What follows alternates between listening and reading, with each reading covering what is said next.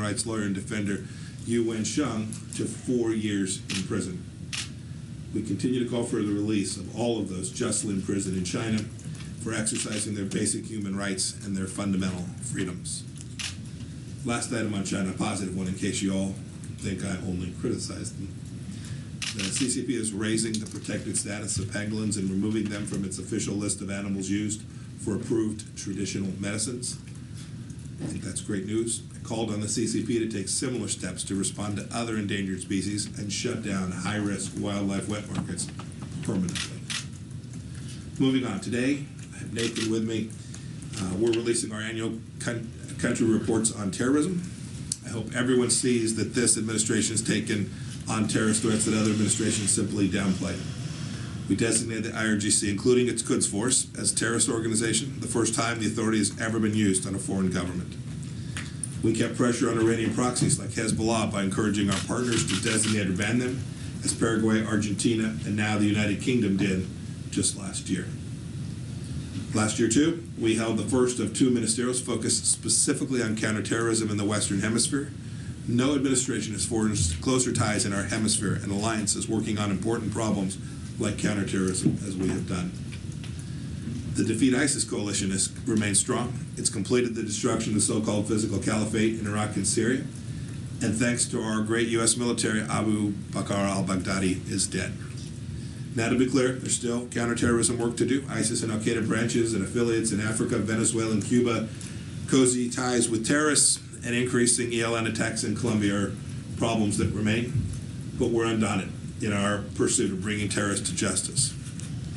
I'm pleased today to announce that the State Department has increased our reward offer, now up to $10 million, for information about the location of the new leader of ISIS. Coordinator for Counterterrorism Sales will today spend some time with you, talking you through his team's report. He's here with me to answer all of the questions you have.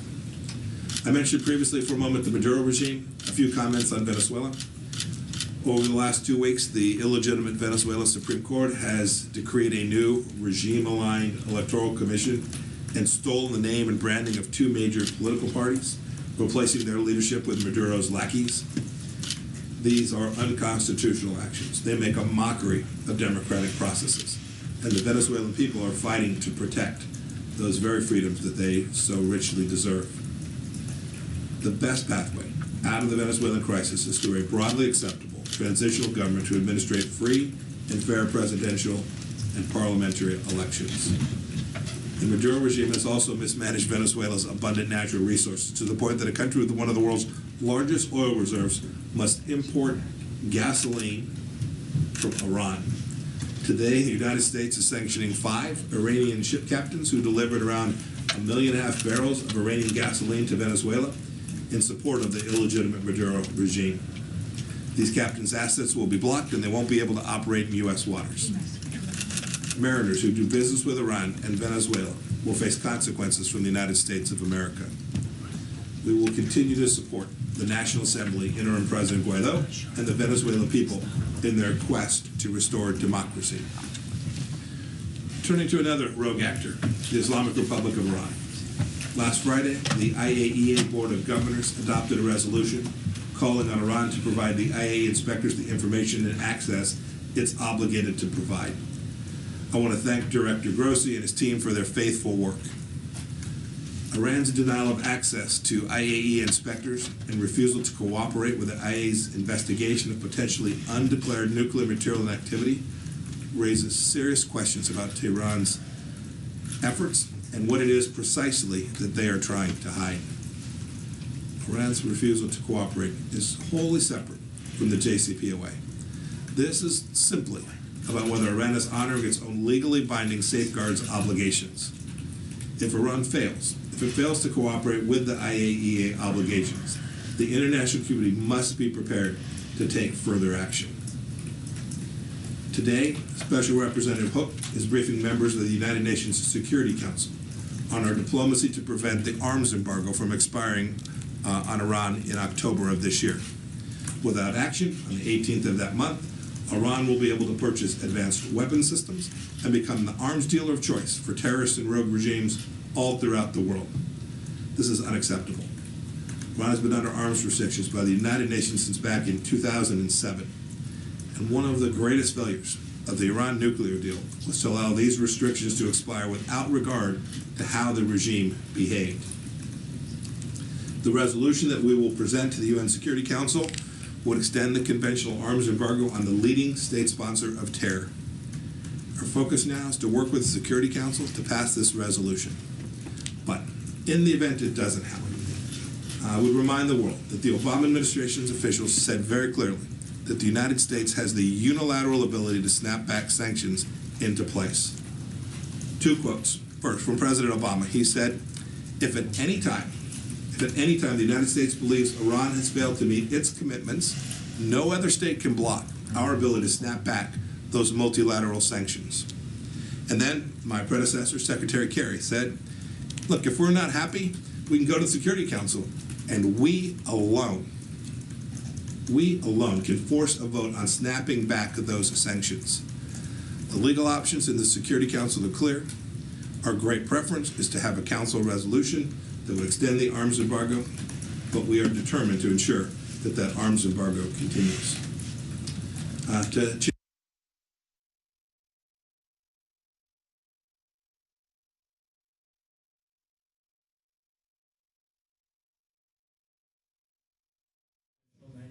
$1 to boost COVID assistance throughout the world, bring the State Department and USAID's assistance total to more than $1.3 billion, across more than 120 countries. Tomorrow, interagency leaders will convene the private sector counterparts as part of our program called Asia Edge, or Enhancing Development and Growth Through Energy. Asia's energy demand is projected to increase by 60% in 2040. And we're proud to work through our revamped Development Finance Corporation to help pair up countries with American companies, the best partners for helping meet that need.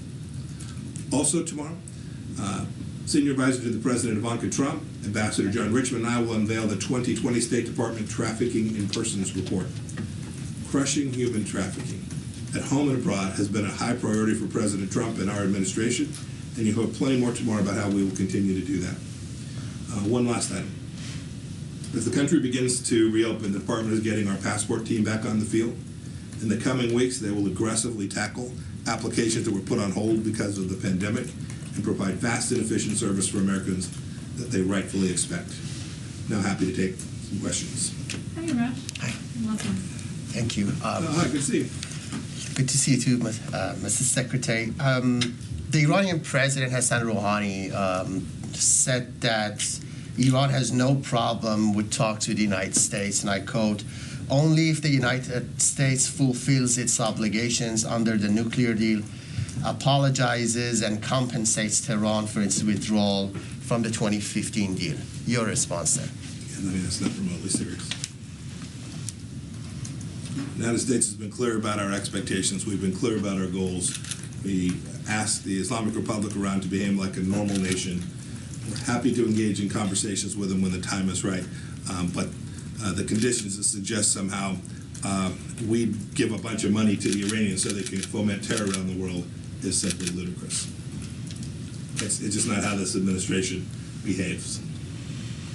Michelle, go ahead. Thank you. Good morning, Mr. Secretary. Thank you for doing this. Good morning. First, Sudanese foreign minister is saying that your country is nearing a deal with the U.S. Regarding the compensation for the families of victims of embassies bombing. Is this accurate? Are you close to a deal?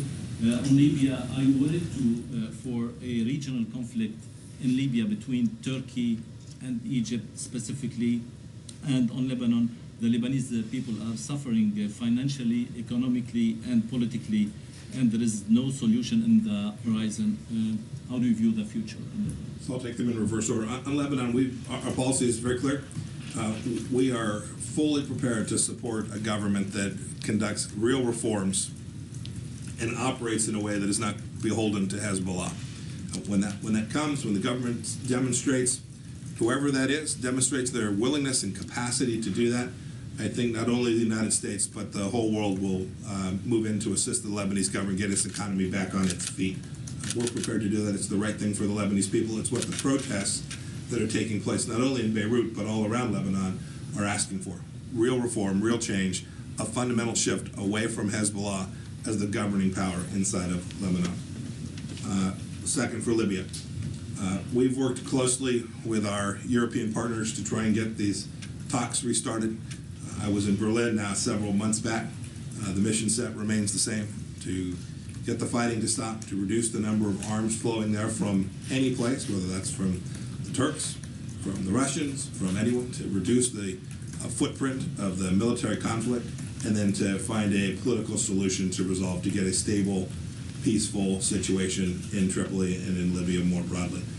We're still hopeful that we can get all of those who have an interest there to the table to have these discussions and come to a political resolution. Your first question was about Sudan. I spoke with the Prime Minister just a couple of hours ago. We're working very closely with them to try and come to a solution so that we can get the right outcome for their new leadership and for the Sudanese people. I don't have any details that I can share with you, only that my team on the ground there is working very closely with the Sudanese leadership to try and get a really good outcome, and I'm hopeful that that will be forthcoming in the weeks ahead. Person? Yeah, back to Iran. You put the threat on the table again of a snapback of unilateral snapback of sanctions. Does that mean you don't have the support in the UN for an extended embargo that we wish to have? Well, I don't know. By the way, it's not a threat. What I've made clear is U.S. policy. It is unacceptable. It's unacceptable for the Europeans to have equipment inside of Iran, move into Iran, that can threaten the people of Europe. Right? Belgium, Denmark are a threat because the expiration of an arms embargo on the world's largest state sponsor of terror. I'm hopeful that the whole world will accept the proposition that this arms embargo needs to be extended. There'll be an arms merchant too. Not only will they take weapon systems in and purchase high-end weapon systems from Russia and China, but they'll sell their weapon systems all across the world too. This is a rogue regime. They shouldn't have the capacity to do that, and I am very hopeful that the whole world, when we come to the point when this decision must be made, that they will come to the same understanding that the United States has, that this is dangerous for the world for this to have expired. Can I have a follow-up on this? Sure, go ahead. You said you don't know. Does it mean you don't know you have enough support in the UN, or does it mean you don't know how the Europeans and the Russians and the Chinese will act? We are out working diligently to make sure everybody understands the risk that's associated with the arms embargo expiring. This is really dangerous for the whole world, for the region. The Gulf states know it too. There's tremendous support for what it is we're trying to do. I think all but a couple of nations understand that this should not expire, and there's going to be a discussion about how it is that we extend it. And my last question. Hello, Mr. Secretary. Hi. Israel may be annexing parts of the West Bank and Jordan Valley in a week, and Jordan has said annexation could kill its peace treaty with Israel. UAE's ambassador to the U.S., Otaiba, said it would end any hopes of normalizing relations with the Gulf and Arab states. So my question is, how concerned are you about the potential ramifications of annexation, and do you favor an incremental approach or an immediate annexation of 30% as proposed in the White House peace plan? And very quickly, are you trying to discourage and encourage European nations to keep the United States off a list of countries for a travel ban? They said that they're not looking to open travel with U.S. when they reopen next month. And how can you argue that given the high rate of COVID here? Thank you. So as for your second question, we've been working with countries all across the world, including our friends in Europe and the EU proper, to determine how it is we can best safely reopen international travel. It's important for the United States to get Europeans the capacity to travel back to the United States. It's important, very important for the Europeans to fully reconnect with the American economy as well. I think leaders all across those two places understand the importance of this. And so we've been working with them for quite some time on this. I am confident that we will find a set of conditions that create sufficient health and safety protections, sufficient travel opportunity that will get the private sector. That's important in this too. We have to make sure that we have all of the elements in place to reopen travel between the EU and the United States. We're working on finding the right way to do that, the right timing to do it, the right tactics to have in place. We certainly don't want to reopen a plan that jeopardizes the United States from people traveling here, and we certainly don't want to cause problems anyplace else. I'm very confident in the coming weeks we'll figure that out as between not only the United States and the EU, but the United States and other parts of the world too. The State Department, the Department of Transportation, Homeland Security are all working to develop plans and methods by which we can begin to get global travel back in place. Your first question was about Israel. We unveiled a Middle East peace vision some number of months ago now, and we're continuing to work down that path. The decisions about Israeli and extending sovereignty to other places are decisions for the Israelis to make.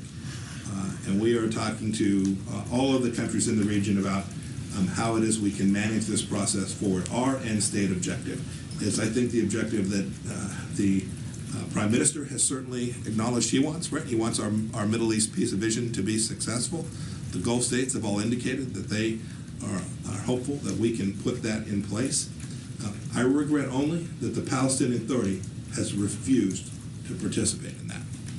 Right? They simply have rejected this out of hand. We simply ask that they come to the negotiating table based on what's outlined in the vision for peace, and they have chosen not to. They've chosen to threaten, to bluster, to assert that they're going to deny the ability to do security properly. That's not good for the Palestinian people.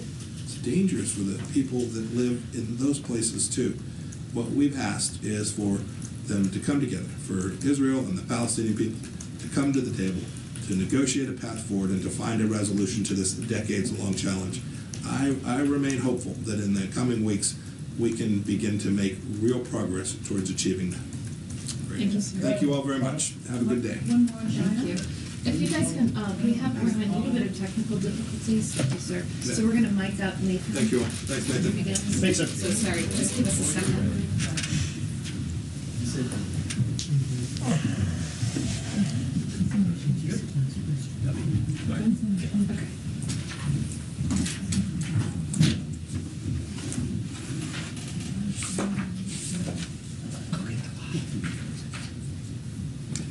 Thanks, Morgan. Thanks, everyone, for being here this morning. I